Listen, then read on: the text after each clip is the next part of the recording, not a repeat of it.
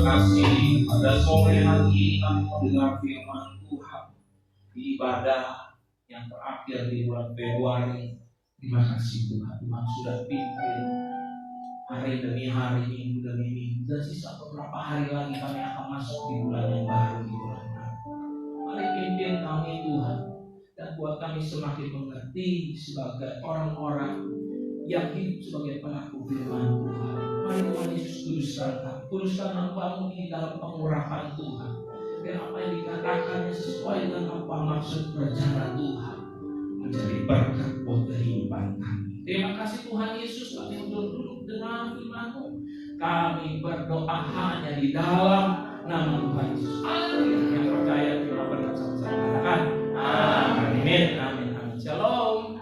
Silakan duduk. Tuhan Yesus memberkati. Selamat sore. Tuhan memberkati kita.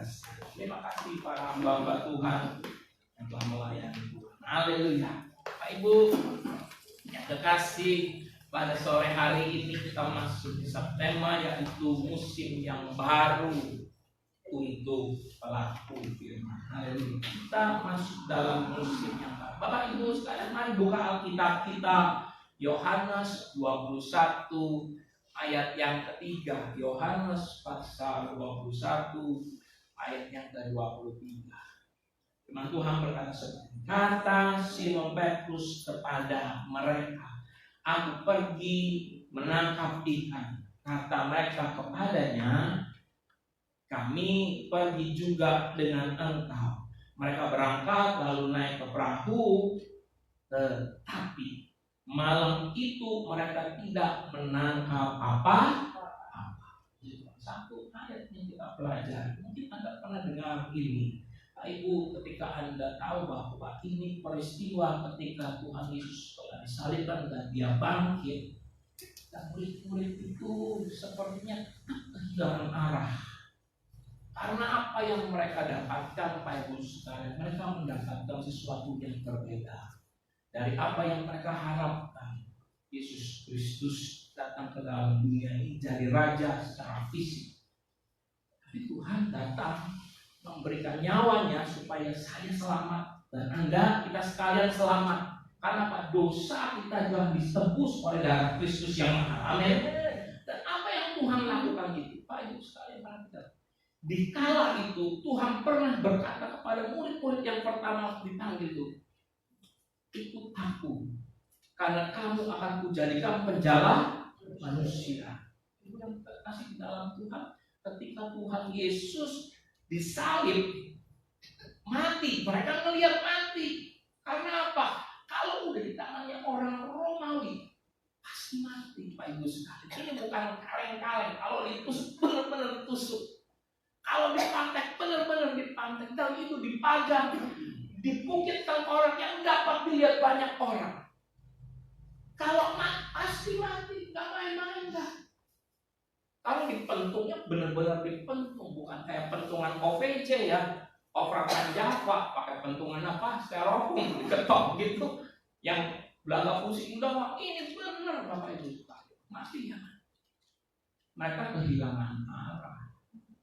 Petrus yang dulunya seorang nelayan penangkap ikan, dia berkata, memutuskan, Pak Ibu, kalau dia pergi sendiri, nggak problem menurut saya, karena mungkin dia bisa refreshing. Hamba Tuhan juga butuh refreshing kali ya, seperti nangkap ikan. Tapi ini perkataan di ayat yang ketiga, kata Simon Petrus kepada mereka. Siapa mereka? Murid-murid yang lain, yang senasib yang pada waktu itu, yang sama-sama kehilangan arah, yang sama-sama down hatinya. Aduh, masa depan nggak jelas. Diajaklah, cuma berkata di depan mereka, dan responnya adalah kami pergi juga dengan engkau. Terus itu seorang yang terpanggil dari penjala ikan jadi penjala manusia. Yang dulunya tidak terhormat, Tuhan angkat menjadi terhormat, jadi bagian dalam kerajaan Allah. Dia lihat orang mati dibangkitkan. Oh iya, dia ada di tempat Lazarus. Dia bersama-sama dengan orang di anak Yairus, bersama-sama dia lihat, bangun. Lihat. Dia melihat orang buta disembuhkan, dia lihat. Derajatnya naik. Oleh sebab itu orang ini terkenal, Bapak Ibu sekalian. Pas lagi di tengah-tengah perapian itu, ada orang yang mengenal, ini kan muridnya Tuhan Yesus. Secara fisik mau ditutupin kerudungan, kayak mau diapain, kayak mau malam gelap, kayak mau lampunya remang-remang, ini muridnya Tuhan Yesus yang bersama-sama dengan Tuhan Yesus. Terkenal, Pak Ibu. Terkenal. Dia punya dampak besar. Tapi pada waktu itu dia down. Dia memancing, dia mau balik kehidupannya yang lama. Sudah ditarik Tuhan dari penjara manusia. Dan ayat ini mengatakan, aku pergi menangkap ikan. Tidak ada yang salah kalau masalah buat perut. Tapi masalahnya, kalau dia nanti memikirkan, lebih enak jadi penjara ikan ya. Nggak dikenal. Saya ada di tengah danau. Nggak ada yang kenalin saya. Saya bebas. Saya nggak diuber-uber. Saya nggak ada yang namanya ini dan itu kesibukan. Saya di tengah-tengah alam. Bisa jadi panggilan itu menjadi hilang. Maka oleh sebab itu Pak Ibu sekalian, jangan lari daripada panggilan. Kalau Tuhan telah memanggil kita menjadi anak-anaknya, jangan lari dari panggilan itu. Katakan sama saya, sekali Yesus tak Yesus. Itu panggilan. Dari pagi hamba Tuhan Bapak PDLM Alexander saya ada 3 panggilan. Yang pertama panggilan umum, panggilan khusus, panggilan umum, panggilan khusus, panggilan istimewa. Kita sekalian dipanggil oleh Tuhan. Amin. Jangan lari dari panggilan itu. Bapak Ibu yang terkasih di dalam Tuhan, ketika ini terjadi Pak, Tuhan bisa membuat kegagalan demi kegagalan supaya rencana kita yang rencana manusia mau balik lagi, Tuhan gagalin. Bisa enggak? Bisa. Dia maha ajaib kok, dia maha tahu kok. Walaupun kita berharap-harap di tengah laut, di tengah danau kita dapat ikan, bisa jadi Tuhan gagalin. Supaya apa? Balik lagi nak ke rencanaku, bukan rencanamu. Balik lagi. Bisa enggak Tuhan gagalin? Bisa. Bisa nggak usaha kita yang kita kerjakan, kita pikir, wah bakal lancar nih, bakal bagus nih. Ketika itu Tuhan belokin dikit aja. Udah masalah buat kita. Kita tahu dulu, Tuhan rencanamu ada di mana. Aku harus ikut rencana Tuhan. Supaya aku hidup di dalamnya, Bapak Ibu sekalian. Yang penting Pak Ibu sekalian, ketika Anda di sini, Anda tidak kembali yang namanya kebiasaan lama Anda. Rasul Petrus akan kembali ke kebiasaan lamanya, jadi penjala ikan. Dapat ikan bisa dijual, bisa. Buat kepentingan sendiri bisa. Buat kasih mertuanya, kasih makan keluarganya, bisa. Tapi dia melupakan panggilan utamanya. Dia balik lagi ke kebiasaan lamanya. Dapat ikan, kalau terjadi pada malam hari itu dapat ikan Pak Ibu, besok pergi nangkep lagi. Besok nyari ikan lagi. Kalau perlu bukan 1 perahu, 2 perahu. Supaya apa? Makin banyak untungnya, namanya cuannya dia bikin. Tapi hari itu saya mau katakan, Tuhan tidak ingin Tuhan tidak ingin kita kembali ke kebiasaan lama kita. Kalau dulu kita sebelum ditebus punya kebiasaan-kebiasaan yang mungkin kita bilang tidak menyenangkan Tuhan, jangan balik lagi ke sana. Yang setuju katakan? Harus ikut Tuhan. Pak Ibu dibilang jangan kembali ke kebiasaan lama. Karena kenapa? Kok nggak boleh kembali Tuhan ke kebiasaan lama saya? Dia tahu celahnya, dia tahu kelemahan-kelemahannya. Bapak Ibu yang berkasih, kembalinya roh jahat ini bahaya Pak Ibu sekali. Lukas 11, buka sama-sama. Lukas 11, 24, 26. Lukas pasal 11, 24, 26. Saya akan bacakan bagi Bapak Ibu sekalian. Apabila roh jahat keluar dari manusia, ia pun mengembara ke tempat-tempat yang tandus mencari perhentian. Karena ia tidak mendapatkannya, ia berkata, aku akan kembali ke rumah yang telah kutinggalkan itu. Maka pergilah ia mendapati rumah itu bersih, tersapu, dan rapi, kata itu. Lalu ia keluar dan mengajak 7 roh lain yang lebih jahat daripadanya, dan mereka masuk dan berdiam di situ. Maka akhirnya keadaan orang itu, si pemilik rumah itu, lebih buruk daripada keadaannya semula. Ibu, kalau Anda perhatikan di ayat 24, apabila roh jahat keluar dari manusia. Karena apa? Karena manusia itu mengusirnya. Karena ada roh Tuhan, Roh Kudus yang mau tinggal di dalamnya. Selama kalau ada Roh Kudus tinggal di dalam hati kita, maka saya mau bilang, segala pikiran yang jahat, tabiat yang jahat, pikiran semua yang negatif, itu bisa berangsur Anda tinggalkan. Karena Anda sudah beralih Tuhan.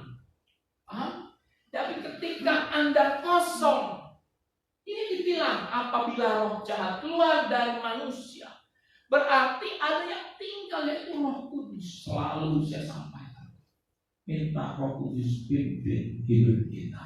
Amin. Kalau Roh Kudus pimpin hidup kita, maka roh jahat hancur keluar. Di dalam hidup ini tidak ada boleh satu tubuh ini punya 2 tuan. Yang satu setengah jahat, setengah baik lah. Martabak aja bisa setengah keju, setengah coklat. Setengah kan lebih bagus. Ada A, ada B, dan hitam ada putih. Kita bisa pakai yang hitam kalau kita kepepet. Bener ya? Jangan bener ya dia. Nggak mau. Tuhan itu hal yang cemburu. Ketika kita setengah hidup kita serahkan, nggak mau. Tuhan bilang maaf ya. Nah, coba Anda perhatikan. Di ayat yang ke-24, saya mengerti ayat yang ke-24. Apabila roh jahat, ia pun mengembara ke tempat-tempat yang tandus. Ini sama loh seperti Tuhan Yesus dicobai di tempat-tempat tandus. Dia mengembara, mencari perhentian. Dia cari rumah lagi. Dia cari orang yang bisa diisi lagi. Pak, Bu, perhatikan yang masih muda, perhatikan. Setan nggak pernah cuti. Dibayar nggak dibayar uang makan dia jalan terus. Kalau kita bilang gini, nggak dibayar uang makan kita nggak usah kerja lah. Ya ngapain kita? Dia nggak dibayar pun dia kerja, dia cari tempat perhentian. Ketika dia cari tempat perhentian dapat nggak? Kita bilang dia nggak dapat. Pak Bu, kalau andai kata ada babi, saya ngomong dia masuk ke situ. Bisa jadi kalau dia cari perhentian. Kalau kita ingat-ingat lagi peristiwa yang ada ribuan babi itu pemasukan setan aja, babi aja nggak mau. Istilahnya babi aja nggak mau pemasukan. Dan orang kita yang disediakan sempurna serupa dengan Allah, jangan sampai kita jadi tempat perhatiannya mereka. Amin. Selalu senantiasa isi hatimu dengan takut akan Tuhan. Lah ketika dia nggak dapat, dia balik lagi. Aku akan kembali ke rumah yang telah kutinggalkan. Saya mulai tinggal, tapi aku usir dan diusir. Pak Ibu perhatikan, balik ke dalam tabiat yang lama. Ini Rasul Petrus bisa ada kemungkinan karena dia kosong. Ya loh, hatinya udah kosong karena dia nggak mau Tuhan Yesus Kristus bangkit dan Mesias sudah nggak ada di dalam hatinya. Dia kembali ke dalam kehidupannya yang lama. Bisa jadi dia cari yang namanya hal yang lain. Bisa jadi iblis sedang berkeliling. Mana nih yang perlu saya dapetin? Ternyata dia nggak ketemu. Ketemu Rasul Petrus, jangannya lagi galau. Kalau kita pun di sini bisa jadi hati kita kalau galau bisa dimasuki. Jadi jangan kembali ke kebiasaan lama kita. Putuskan hari ini kalau sekali Tuhan Yesus tetap Tuhan Yesus. Sungguh. Ibu, setelah Anda lihat dan Anda baca ini, kita kaget ya, di ayat yang ke-26. Ternyata setan keluar karena melihat kosong. Dia cari 7 temannya lagi. Bisa main futsal. Misalkan 5 ya, bisa main futsal. Waduh, yang dulunya cuma bisa membohong, sekarang jadi raja bohong. Yang dulunya orangnya bencian, bisa jadi membunuh. Karena ada 8 roh yang mengikat orang itu. Makin brengsek, makin hancur, makin berantakan. Karena mereka dia putuskan untuk kembali ke tabiat lamanya. Hari ini firman Tuhan datang kepada kita. Jangan sampai kita berkata, saya akan kembali ke tabiat lama. Memang dulu Petrus itu adalah seorang yang berdosa dan dia akui kok. Dia akui dia orang berdosa. Pak Ibu coba perhatikan ya. Dulunya Simon Petrus adalah orang yang berdosa. Ini pengakuannya. Alkitab mengatakan seperti Lukas pasal 5 ayat 8. Ketika Simon Petrus melihat hal itu, ketika Simon Petrus mendengar Tuhan Yesus mengajar di atas perahunya, maka terjadilah ini.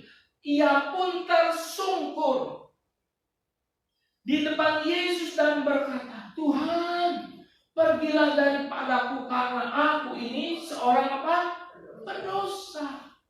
Ini ketika Tuhan Yesus mengajar di tepi pantai, Tuhan Yesus pakai perahunya Simon salah satunya supaya jadi mimbar, supaya jadi tempat. Setelah dia mengajar, Pak Ibu sekalian, saya mau bilang, Simon dengar. Sambil dia kucak-kucak itu jalan, sambil dia beres-beres, kan dia dengar itu. Setelah dirapi-rapikan, Tuhan Yesus bayar. Tuhan Yesus tidak pernah berhutang. Kalau dia pakai perahu itu, dia pasti mau menyediakan berkat. Amin. Hidup kita pun sama. Ketika kita mulai melayani, mungkin pelayanan kecil, bukan yang besar, cuma dipinjam tempatnya aja. Tapi saya mau bilang, Tuhan Yesus tidak pernah berhutang atas hidup kita. Mungkin Anda pakai pelayanan kecil, memberi persembahan, memberi apapun, Tuhan Yesus tidak pernah berhutang sama kita. Pasti dia balas di dalam kelimpahan. Diajak ke tempat yang lebih dalam, kepada jalan. Dia bilang sudah semalam. Karena engkau yang menyuruh aku. Dia pergi, dia tebar jalan. Dan luar biasanya ikannya tertangkap banyak, tidak terhitung, tidak terjumlah saya. Kita tidak menulis. Bapak Ibu, tetapi nanti di akhir sini ditulis 153 ekor. Nah, Pak Ibu, kita dia kaget, dia lihat mujizat besar. Orang ini bukan cuma cakap berbicara. Orang ini bukan hanya cakap berkata-kata yang menggugah hatiku, tetapi perkataannya penuh dengan mujizat. Kaget Petrus. Setelah dia melihat banyak ikan banyak, maka koyak itu jalan. Saya mau bilang begini, Pak Ibu, Tuhan Yesus itu baik. Dibikin koyak itu jalan supaya nggak bisa mancing lagi. Tuhan punya karya luar biasa ya. Mungkin usaha kita, apa yang kita lakukan pada hari-hari ini, jangan Tuhan, kok kayaknya sampai begini, sampai jebol. Tuhan mau pakai kita ternyata. Kalau Tuhan mau pakai kita, bilang Tuhan saya siap, Tuhan pakai. Amin. Bapak Ibu sekalian. Nah, ini ketika terjadi dia mengatakan ini, Simon Petrus melihat hal itu, itu terlalu banyak yang didapatkan. Ia pun tersungkur.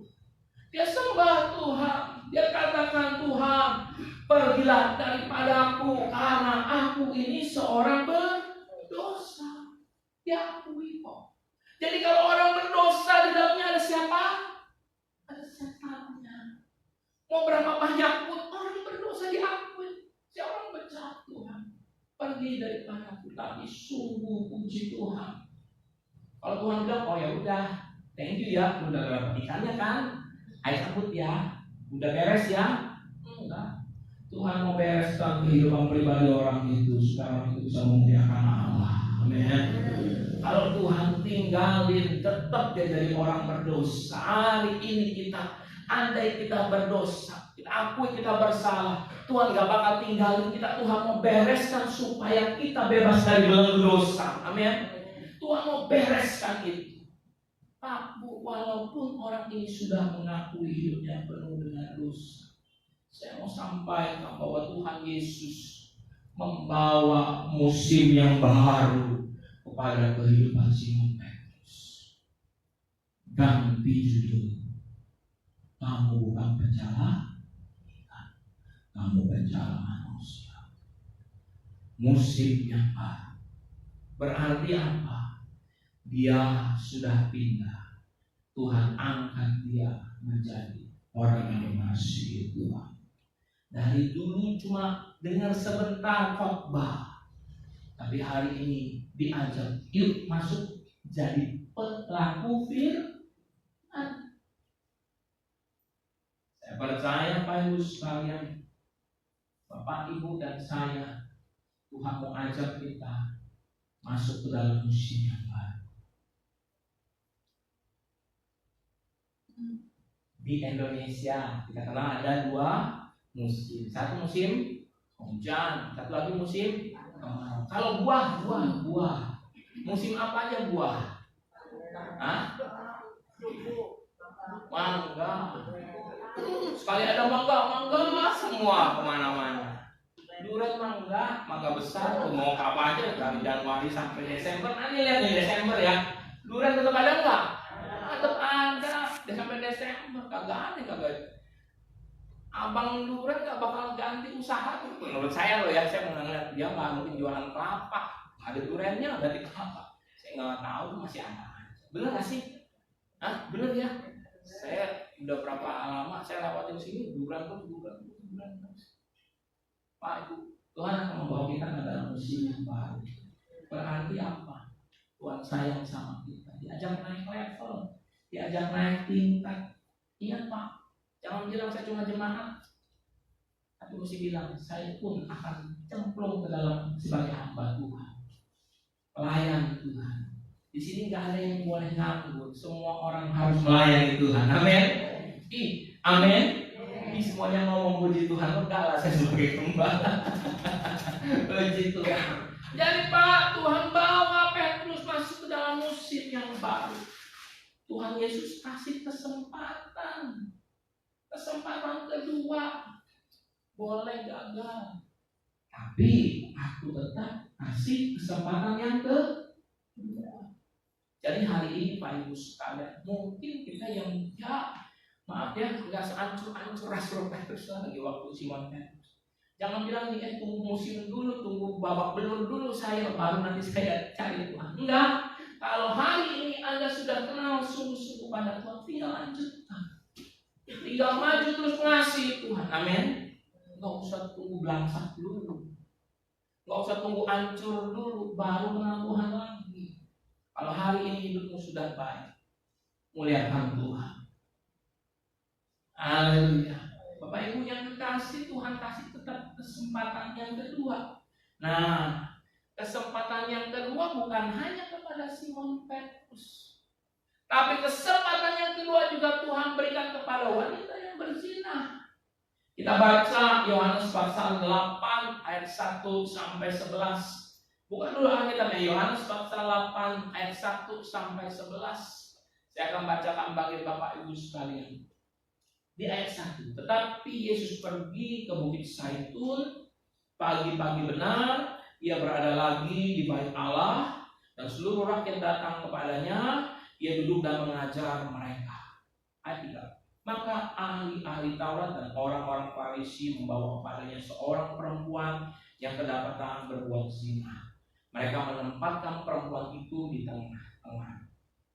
Lalu berkata kepada Yesus, Rabi, perempuan ini tertangkap basah ketika ia sedang berbuat zina. Musa dalam hukum Taurat memerintahkan kita untuk melempari perempuan-perempuan yang demikian. Apakah pendapatmu tentang hal itu? Mereka mengatakan hal itu untuk, perhatikan, mereka mengatakan hal itu untuk mencobai dia, supaya mereka memperoleh sesuatu untuk menyalahkannya. Tetapi Yesus membungkuk lalu menulis dengan jarinya di tanah. Dan ketika mereka terus-menerus bertanya kepadanya, ia pun bangkit berdiri lalu berkata kepada mereka, barang siapa di antara kamu tidak berdosa, hendaklah ia yang pertama melemparkan batu kepada perempuan itu. Lalu ia membungkuk pula dan menulis di tanah. Tetapi setelah mereka mendengar perkataan itu, pergilah mereka seorang demi seorang, mulai dari yang tertua. Akhirnya tinggallah Yesus seorang diri dengan perempuan itu tetap di tempatnya. Lalu Yesus bangkit berdiri dan berkata kepadanya, hai perempuan, di manakah mereka? Tidak adakah seorang yang menghukum engkau? Jawabnya, tidak ada Tuhan. Lalu kata Yesus, aku pun tidak menghukum engkau. Baca sama-sama. 1, 2, 3. Pergilah dan jangan berbuat dosa lagi mulai dari sekarang. Ibu yang terkasih dalam Tuhan, seharusnya wanita ini mati. Seharusnya wanita ini dirajam batu. Nih, andai kata seumpamanya Tuhan Yesus ditanya, dia nggak jawab. Kalau orang-orang itu nggak mau cari kesalahan Tuhan, dibawa aja ke sono, dirajam juga. Jadi kesimpulannya, wanita ini pasti akan mati. Tapi lihat orang-orang Farisi, ahli-ahli Taurat sedang apa, Bapak Ibu sekalian? Kalau kita baca di ayat yang kedua yang tadi kita temukan, ya, pagi-pagi benar, ayat yang kedua. Alkitab bilang begini, ia berada lagi di bait Allah. Seharusnya imam ada di mana? Tuhan Yesusnya ada di bait Allah, tapi imam kan di Tauratnya lagi nangkep orang, lagi ngegerebek, lagi sibuk. Bukankah kamu seorang ahli Taurat seharusnya ada di mana? Ada orang-orang Farisi. Kamu harus ada di bait Allah, melayani Tuhan. Aduh, terbalik. Malah yang rohani ngegerebek, yang nggak rohani. Tujuannya apa? Cuma pengen cari salahnya Tuhan. Ya, Tuhan nggak pernah buat kesalahan, ya pasti menang. Amin. Baik Ustaz. Jadi hari ini pelajarannya, ketika ada problem dan permasalahan, jangan salahkan Tuhan. Karena dia tidak dapat disalahkan. Dia baik, amat baik buat hidupmu. Ada hal yang gak senang, yang tidak menyenangkan, jangan berkata Tuhan mengapa begitu, Tuhan salah begitu. Tuhan gak pernah salah, pasti ada. Ibu yang terkasih dalam Tuhan, kalau kita pelajari lagi, disodorin ini wanita, mestinya mati dirajam batu. Batunya gede-gede, Pak Ibu sekalian. Gak ada yang batu kecil saya rasa. Ya, kita pernah menceritakan ketika Yosua merajam salah seorang yang ngambil hasil jaran dikubur di tanahnya itu, maka kita bilang jadi timbunan gitu mereka, jadi gunung besar, jadi timbunan besar. Betapa besarnya itu batu-batu akan orang itu, bukan cuma akan, tetapi anak, istri, keturunannya, binatangnya, semua punyaannya dirajam batu. Karena dia bawa sial, dia bawa masalah, dia bawa musibah. Kalau dia tetap ada, musibah tetap ada. Maka batu-batu pun malah ayam mati akan. Pak Ibu, wanita ini pun seharusnya mati. Dipikirin apa? Gemeterlah, takut. Ini bapak-bapak yang jenggotan ini kelihatannya nggak mau. Tapi kalau dia pegang batu, habis saya. Dia tinggal tunggu Tuhan Yesus. Kalau bilang rajam, serang. Tapi apa yang Tuhan Yesus bikin? Dia menunduk ke bawah. Alkitab sudah menceritakan. Dipaksa. Oke, siapa yang nggak buat salah? Yang duluan dah, yang sambil dia batu, rajam. Apa yang terjadi? Alkitab bilang tadi yang kita baca, satu persatu mulai Barang siapa di antara kamu tidak berdosa, hendaklah ia yang pertama melemparkan batu itu kepada perempuan. Ada satu orang ya yang istilahnya enggak. Semua tunduk pada perkataan Yesus. Karena ini perkataan benar-benar menusuk. Barang siapa di antara kamu tidak berdosa, diingat dosa saya, kejian saya. Seharusnya saya lebih baik Allah. Saya nggak berbuat orang. Lalu buat usung saya ada di situ. Saya dosa ini. Banyak yang diceritakan, tapi ini perkataan barang siapa di antara kamu yang tidak berdosa. Semua manusia sudah berdosa dan hilang kemuliaan Allah. Pak Ibu lihat, ujung ceritanya bahwa wanita ini selamat. Ya. Lalu Yesus bangkit berdiri dan berkata kepada, "Hai perempuan, di manakah mereka? Tidak adakah seorang yang menghukum engkau?" Tidak ada, Tuhan. Lalu kata Yesus, "Aku pun tidak menghukum engkau. Pergilah dan jangan berbuat dosa lagi mulai dari sekarang." Wanita ini dapat kesempatan yang kedua.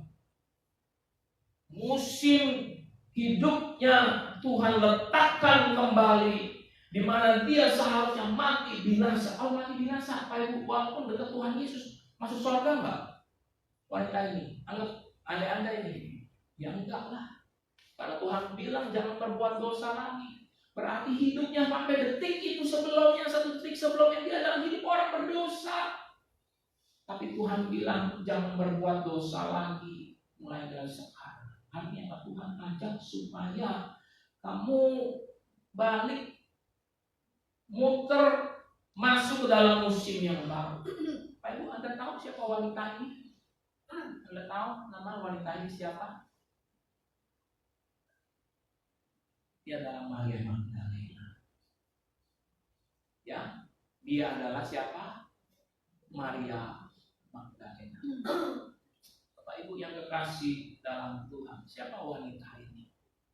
Wanita ini adalah orang yang menemukan kehidupan yang baru, di mana dia memang dosa, dia kotor, tapi Tuhan tidak menghukumnya karena belas kasihan. Tapi ada syaratnya, Pak Ibu sekalian, dan jangan berbuat dosa lagi mulai sekarang. Artinya apa? Kamu jangan kembali menjadi perempuan yang berzina. Balik. Ini yang merusak. Balik. Bapak Ibu sekalian, Injil Yohanes menyebutkan bahwa Maria Magdalena adalah orang pertama yang menemukan kubur Tuhan Yesus kosong. Dia bukan hanya sekedar itu, tapi dia punya kerinduan ketika yang lain murid-murid lagi masih tidur. Aduh, pules banget kalau banyak problem tidur, banyak nyenyak banget. Dia pagi-pagi buta mulai berjalan bersama dengan wanita lain, membawa rempah-rempah, mau memberi pengurapan, mau mengunjungi kubur Yesus. Kenapa begitu? Dia menghormatinya. Saya seharusnya mati, tapi karena Tuhan tolong saya hidup. Ya, dia sekarang udah mati. Dia saya yang hidup, saya kasih penghormatan sama dia.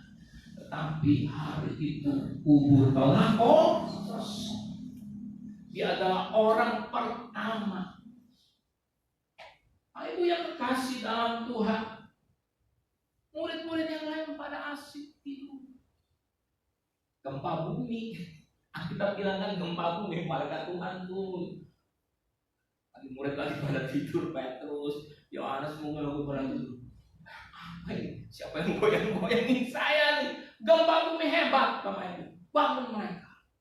Dan apa yang terjadi? Di ayat Matius 28 ayat 7 sampai 8. Matius 28 ayat 7 sampai 8.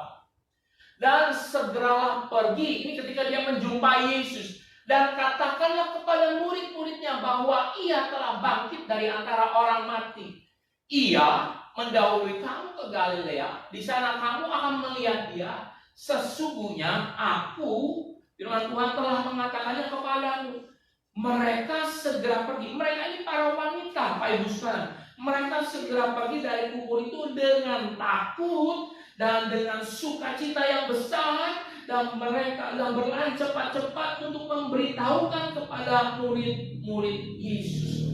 Bapak Ibu sekalian yang kasih di dalam Tuhan. Jadi wanita ini, Maria Magdalena, setelah berjumpa dengan Tuhan Yesus, hatinya amat sangat meluap-luap. Walaupun dia bilang, Alkitab katakan dia takut, tetapi dengan sukacita yang besar, dia berlari cepat-cepat.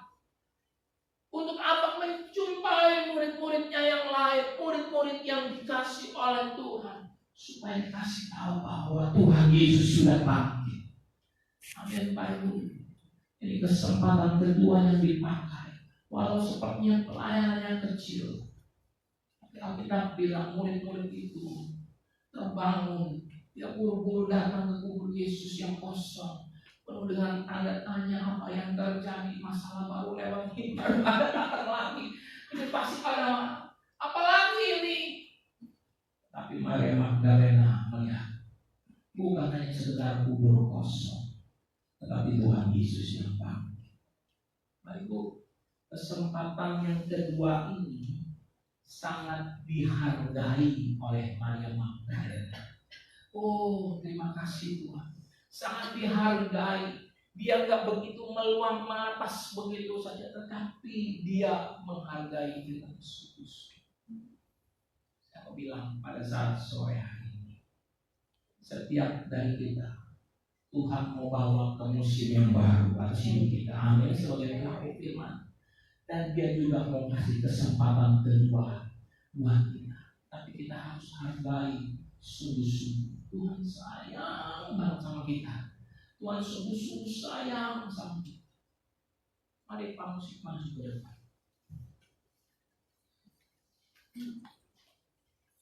Ini siapin lagu ya, semusim berlalu ya. Jadi masing-masing dari kita, Pak Ibu sekalian, kita ini punya musim yang baru sebagai pelaku firman. Amin. Ada musim yang baru yang Tuhan mau berikan kita sebagai pelaku firman. Ucap syukur sama Tuhan. Tuhan, terima kasih. Kalau kemarin saya masih kurang sungguh-sungguh kepada Tuhan. Tuhan, kalau kemarin saya masih kurang taat sama Tuhan. Tapi hari ini saya dapat kesempatan yang kedua. Saya hargai. Kesempatan yang kedua juga didapat sama Rasul Petrus sampai dalam cerita. Setelah dia berjumpa dengan Tuhan Yesus di darat, setelah Tuhan Yesus kasih makan, Tuhan Yesus tanyakan sama Petrus, apakah engkau mengasihi aku? Petrus jawab yang pertama, ya Tuhan, aku mengasihi engkau. Terus kemudian ada pertanyaan yang kedua yang sama. Petrus, apakah engkau mengasihi aku? Petrus jawab, ya Tuhan, aku mengasihi engkau. Sambil dia mungkin sambil Tuhan Yesus tanya ketiga kali, Petrus, apakah engkau mengasihi aku? Maka firman Tuhan bilang, maka sedihlah hati Petrus. Dengar ya, kenapa Tuhan tanya 3 kali? Mungkin kita pikir karena Petrus nyapa 3 kali Tuhan balas. Enggak, Tuhan gak punya pikiran balas. Tuhan gak pernah pikiran balas. Tapi Tuhan punya komitmen. Ternyata pertanyaan, kalau dilepas pertanyaan 3 kali, orang itu bisa sungguh-sungguh. Mungkin yang pertama abai, yang kedua ya udah mulai setengah serius, yang ketiga Anda tidak boleh kabur dari kasih Tuhan. Dengan sungguh-sungguh, walau sedih hatinya, tapi Tuhan nilai itu adalah jawaban yang tulus yang keluar dari dalam hati orang ini. Ya Tuhan, aku mengasihi Engkau. Terima kasih. Ada kesempatan yang kedua yang dianggap lepas. Secara Alkitab bilang Petrus juga mati sekali dengan kepala yang terbalik. Tuhan terima kasih. Yuk musim berlalu, namun kau selalu di hati.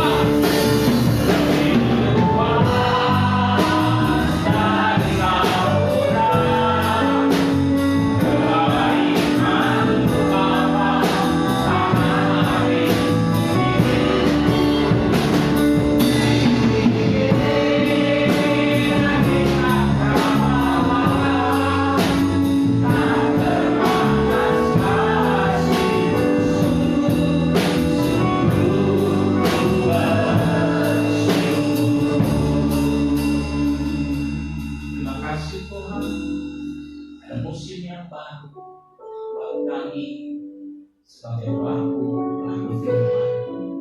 Musim yang baru, akhirnya kami kelak akan melihat tuayan-tuayan menguning. Musim yang baru kami akan melihat buah-buah yang berlimpah, hasil-hasil yang menyenangkan. Mari Tuhan, kami mau komitmen tetap berada di jalurnya Tuhan. Dan kami percaya Tuhan yang beri kami kekuatan. Tuhan, kami gunakan kekuatan kami masing-masing. Tapi Tuhan sayang sama kami, supaya kami tidak terjeblos, supaya kami tidak dikuasai kembali oleh tabiat lama kami, oleh iblis yang mau masuk, mendobrak, menguasai hidup kami dan membuat kami lebih hancur. Tuhan sayang sama hidup kami. Tuhan, ini firman-Mu sudah ditabur, jatuh di tanah yang baik, bertumbuh, berbuah, lebat di dalam Engkau. Terima kasih Bapa, terima kasih, hanya dalam nama Tuhan Yesus firman ini jadi berkat. Haleluya. Sama-sama katakan amin. Amin. Puji Tuhan.